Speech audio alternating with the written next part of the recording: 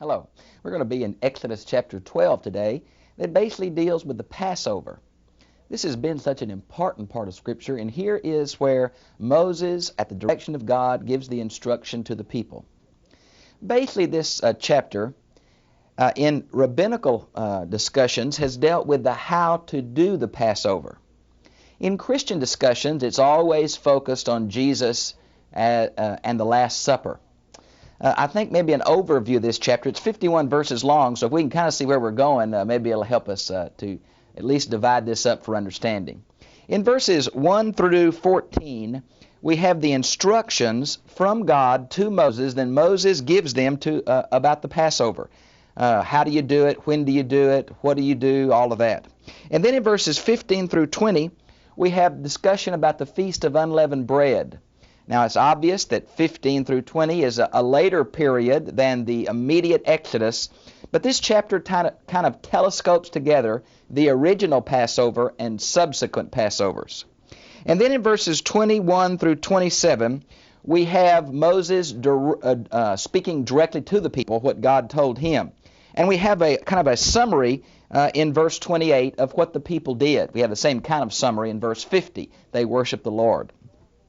Then in verses 29 through 42, we have the historical narrative of how it happened that very first night in Egypt. And then in verses 43 through 50, we have instructions about foreigners. How are the different groups of settled Israeli society, which is, of course, very future from the historical point of view, how are they to be involved? Now, some say this 43 through 50 deals with the mixed multitude that's going to be mentioned as coming out of Egypt with the Hebrew slaves. And that may be true, but obviously the Feast of Unleavened Bread and the deal about strangers and foreigners is projecting into a future time. Well, I still think Moses wrote this. I think he wrote it later on and was looking back at some of this and kind of incorporating it together, if you please. Notice it says, "Now the Lord said to Moses and Aaron in the land of Egypt, This month shall be the beginning of months to you. It is to be the first month of the year to you."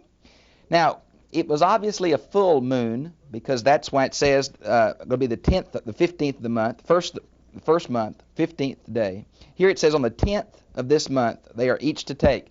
Now, two things I want to say. In Babylon, they started their new year in the spring. In Canaan, they started their new year in the fall. Now, we think because of the months here, and this seems to be the month of Abib, A-B-I-B, which would be our March, April. And since that it's in the 10th day, now Egypt divided the days like China did.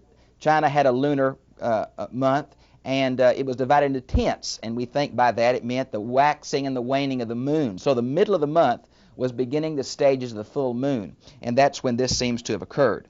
Now, Israel is going to apparently take this as the beginning of her year. There's been some confusion because in Deuteronomy 16, this Passover moves from a family ordinance at home to the temple setting in Jerusalem. And so there is some ambiguity between when exactly the New Year festival occurs. Today, the Jews have it in the fall, and it's called Rosh Hashanah.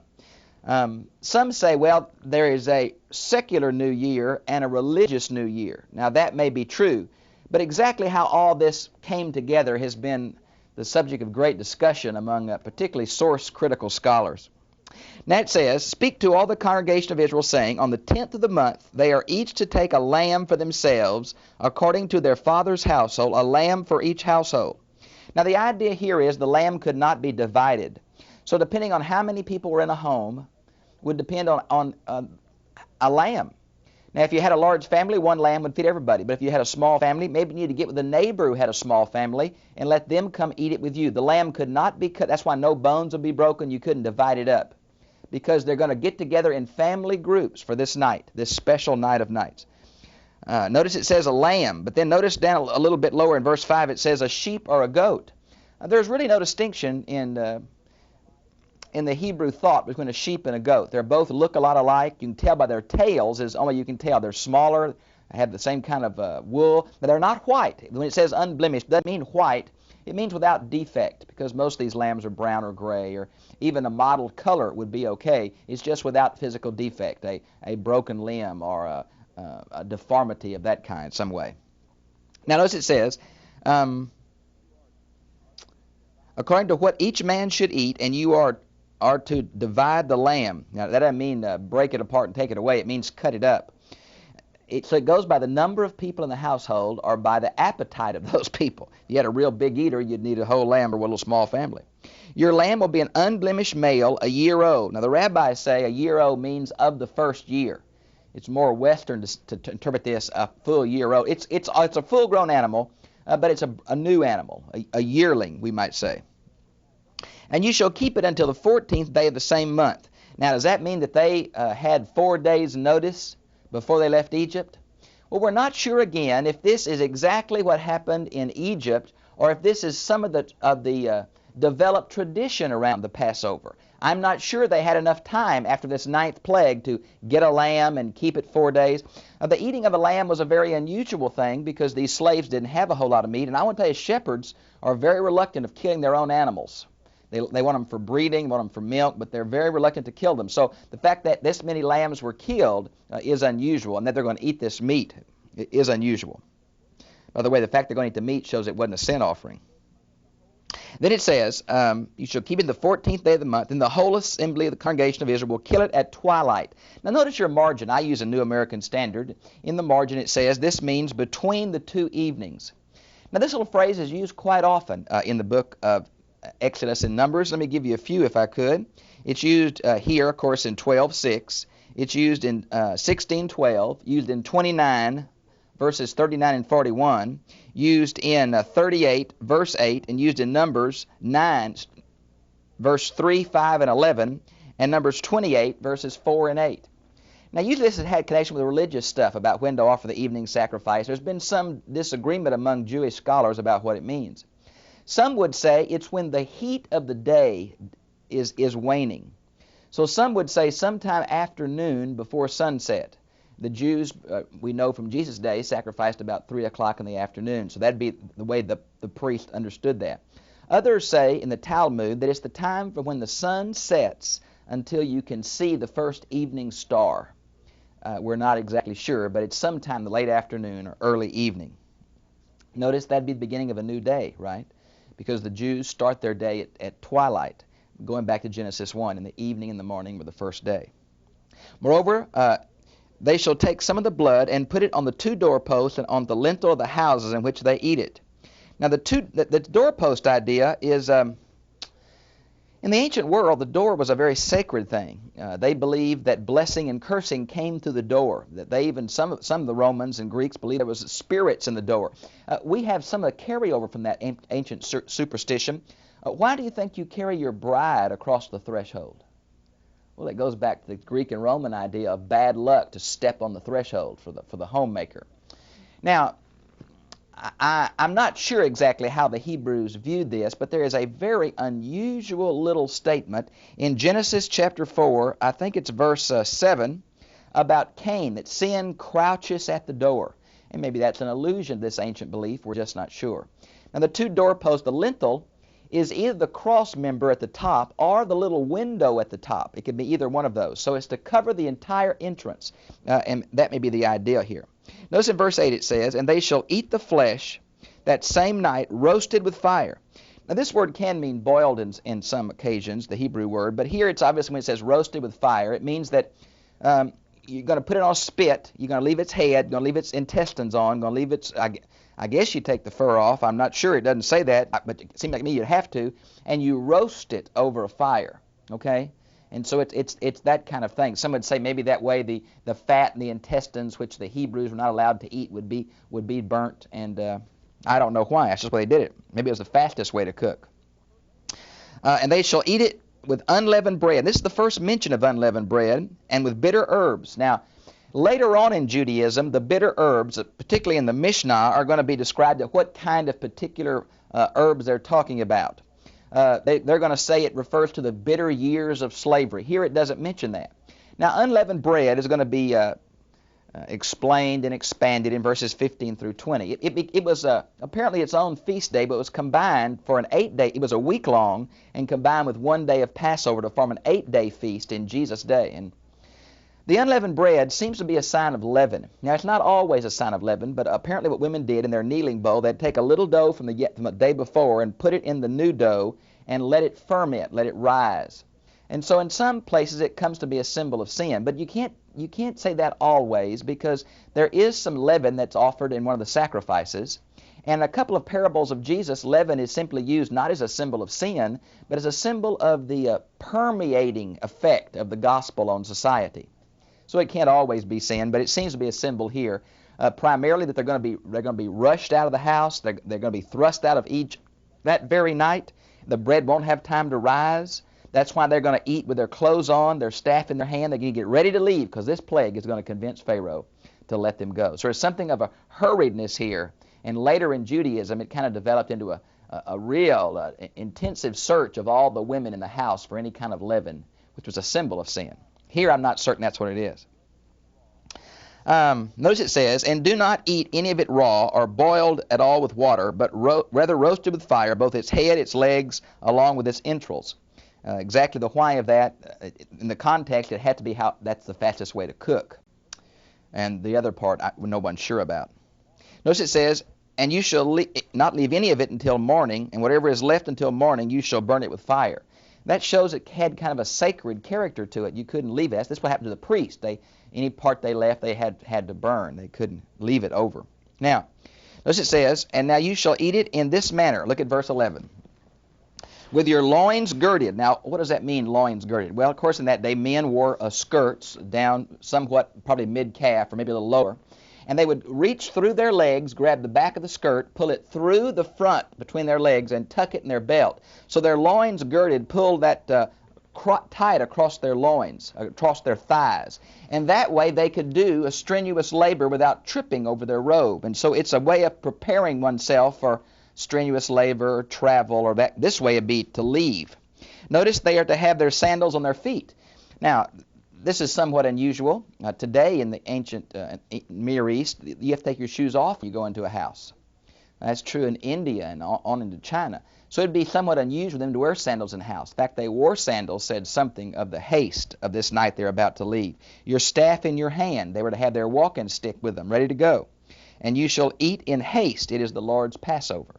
Now, the word Passover in this chapter is kind of ambiguous. It serves not only for the name of the victim, the lamb or the goat, 1 year old, unblemished male, but it also serves as a name for the feast day.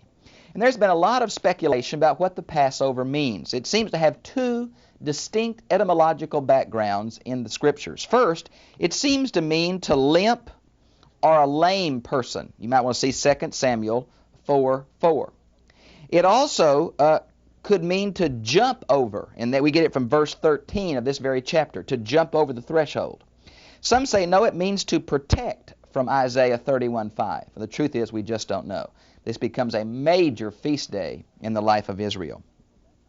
Notice where it mentions then, "And I'll go through the land of Egypt on that night, and I will strike down all the firstborn." Now apparently God is speaking here, but He's going to send the destroying angel. Look over at verse 23. But the Lord and the destroyer seem to be together, not the same person, but here's the idea that death is not some grim reaper controlled by the devil or controlled by chance. It's a servant of God. And here the death angel comes. As it's going to be mentioned a couple of times in Scriptures. You might want to see 2 Samuel 24:16 and following for the destroyer. But it's a servant of God, not a servant of the evil one. Notice it's going to take the firstborn, the land of Egypt, both of man and beast. Now, I think we learned precisely from Jonah chapter 4, verse 11, that God really cares about the animals. So the fact He's taken the firstborn of the animal is a symbol of the corporality of the evil of Egypt. I want to believe in my heart these little ones He took are with Him, that they weren't corrupted by their pagan society if they were younger, but I'm just not sure. It was a terrible, terrible night. Exodus 13 will talk about the firstborn will be consecrated to God from Israel as a way of showing how what a terrible night this was in the significance of the firstborn child. Now, notice if you would, against all the gods of Egypt I will execute judgment. Well, of course, the son of Pharaoh was considered to be son of the sun god Ra. Now, we know from history that Ramses II did not reign a real long time, and he was not succeeded by his number one son. Maybe that's a historical corroboration of this very event that Ramses II is the Pharaoh of the Exodus. Notice it says, "And the blood shall be assigned to you on the houses where you live, and when I see the blood, I will pass over you, and no plague will befall you to destroy you when I strike the land of Egypt." Now the other plagues were in the land of Egypt, but not in the land of Goshen. This way it's going to be throughout the land. It's almost like God came and stood in the doorways when he saw that blood. It was very symbolic. We can certainly see the life and ministry of Jesus in this, but stood between the destroyer and those people. And by faith, they had to put that blood on there, and they had to stay inside that night. Now, notice, if you will, when it says, "And the day will be a memorial to you, and you shall celebrate as a feast to the Lord throughout your generations. You are to celebrate it as a permanent ordinance." A very important thing. The Exodus experience as a whole was very important, and this brought it to mind. Now, verses 15 through 20 basically talk about the Feast of Unleavened Bread. It's obviously a later development, but here it's explained. It's put in the context of being from God to Moses. It's going to be a 7-day feast, a perfect number. And you should look at the consequence, the latter of verse 15, for not doing it. "A person shall be cut off from Israel." Now, originally that meant to be excommunicated, driven out of the covenant community. Matter of fact, in Exodus 31:14, it means to be killed by stoning. It's a serious offense. Notice in verse 19, it mentions whether he is an alien or a stranger in the land. And then we're going to develop that a little bit later down here. Let's see. In verses 43 and following, it's going to talk the three different kinds of strangers. The slave you purchased who is circumcised, the man you hire day by day, and some other free foreigners that live permanently. So they're permanent aliens, those three different groups. Now, in verse 21, Moses calls all the elders, explains all this to them in detail. Notice it mentions here hyssop in verse 22. This is a little desert bush. They kind of tie them together and make something they could sprinkle or well. We see it in Leviticus 14. We see it in Numbers 19. It's a very common desert bush, nothing special there. Notice it says, which is in the basin. Now, the Hebrew word for basin and the Hebrew word for threshold are exactly the same. Some say that you kill the lamb right at your door, and the place where your feet had worn the doorstep, the blood collected there, and you dipped it in that right at the doorstep. That's possible. Most modern scholars and translations put the word basin there. The Septuagint has the word threshold, but the Peshitta, the Syriac translation, has the word basin. So there's two ancient translations that see this word differently. Notice it says that none of you shall go outside the door until morning. Now this is the idea about the death angels there. Now they're going to leave in the middle of the night. Moses is going to be called to Pharaoh, but it's like the plague went through, and after that it was safe to go out, and they did. Notice it mentions the Lord will pass over the door, will not allow the destroyer to come into your homes. Notice the Lord's going to send the destroyer. The Lord's going to control him. I think you can see that. Notice down it says, and when it shall come about when your children say to you, what is the meaning of this? Now the idea about training the children that night, the kids would ask questions, the daddy needed to prepare. It's the daddy acting as priest for his own family. This is before the Levitical priesthood. Now, notice it says many times in the Pentateuch, particularly Deuteronomy, that we are to train our children day by day in the things of the faith. You might want to see Deuteronomy 4:9, Deuteronomy 6 through 9, Deuteronomy 6:20 through 25, and Deuteronomy 11:19 for how we are to train our kids in religious acts day by day as they ask us questions. Okay. Notice it mentions that the Lord struck all the firstborn. Now here's where the destroyer is identified with the action of God.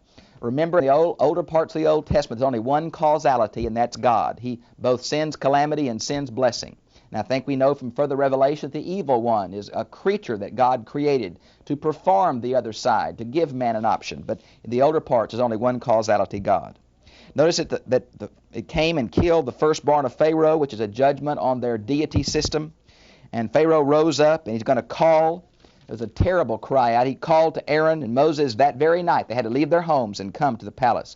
Notice in verse 32, take your flocks, your herds, as you have said. Go and bless me also. I think Pharaoh was saying, oh my, pray that nothing else will happen to us. These curses you've put on us have devastated us. Pray for me. Don't curse me, pray for me. That seems to be the thought here. Notice now in verse 35 it says, "And they requested from the Egyptians articles of silver, gold, and clothing." Now this goes back to what God told Moses would happen back in Exodus chapter 3, verses 21 and 22. It's also alluded to in Exodus 11, 2 and 3, and it's even mentioned in Psalms 105:37. It was a military idea. They plundered the Egyptians. All the gold and silver and precious things they're going to use to build the tabernacle will come from these Egyptian jewelry. Also, God help us, the golden calf that Aaron made would come from this Egyptian jewelry. Notice in verse 36, let them have their requests. And this is the idea. King James says lent, but it's not the ideal of lent or borrow as if they're going to pay it back. It's the ideal of ask and they'll give. The word plundered here in verse 36 is a military term. So they despoiled the Egyptians as God said they would back in chapter 3:22. Notice in verse 37 where it says, "Now the sons of Israel journeyed from Ramses."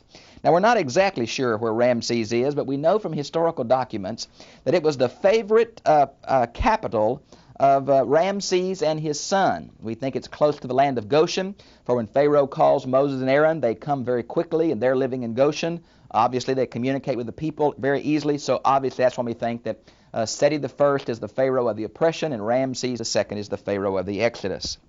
Now notice, if you would, where it says, to succoth. Now we're not sure of that, but this seems to be a transliteration of the Hebrew word cattle sheds.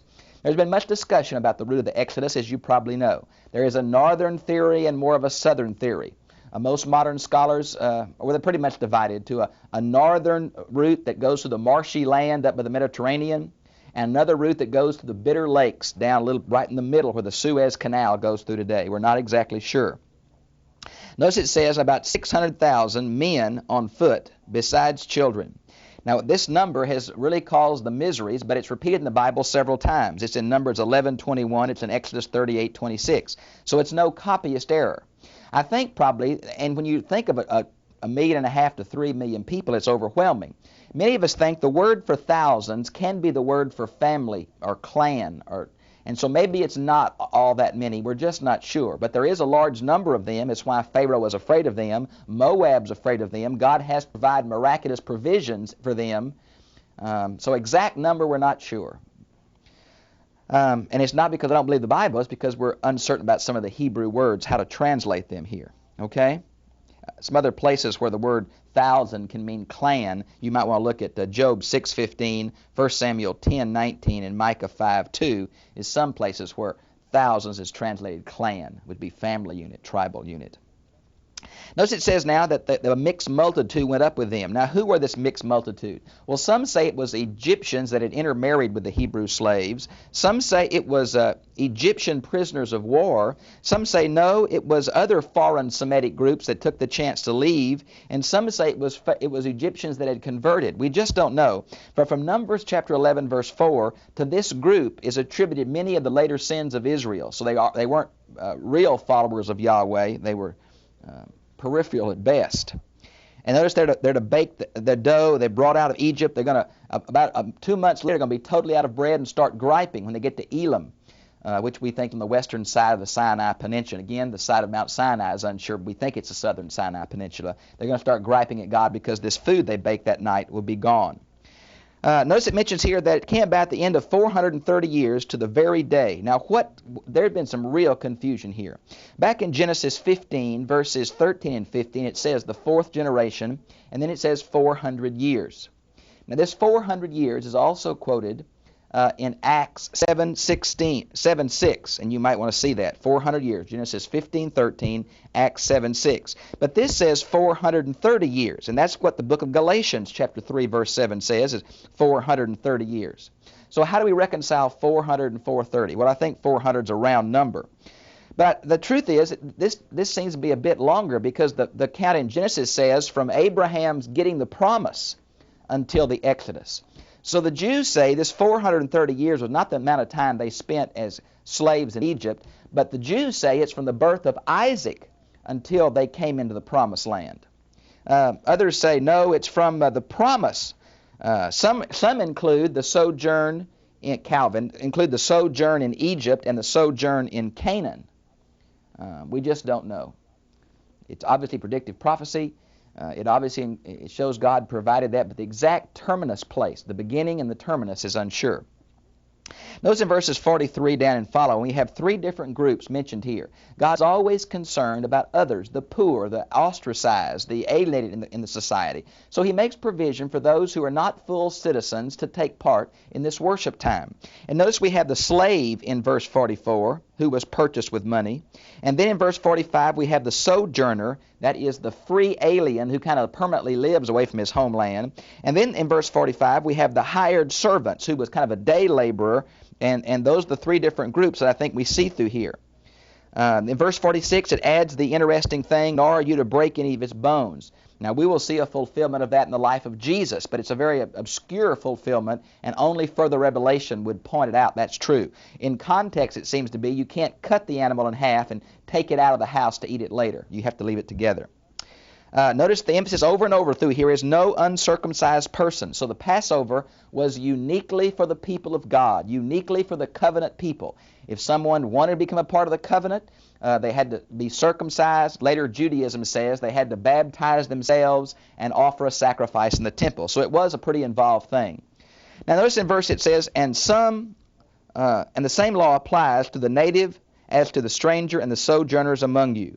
Now you might want to see for this designation of sojourners and strangers, you might want to see Numbers chapter 9, verse 14, Numbers 15, 15, 16, and 29 is another place that mentions these different groups, and you might want to see that. Well, I think we're not going to get into the firstborn, which is chapter 13, but this Passover has such tremendous implications, particularly for the Christian, because of Jesus being the Passover lamb, which is one of many ancient Old Testament matters used to describe his work, and particularly how the author of Hebrews develops this, in that Jesus is not only the high priest but the sacrifice, seems to fit the ambiguity of chapter 12 about the Passover being the victim and the feast. Well, I've enjoyed being with you. I hope you have a good day. Lord bless you.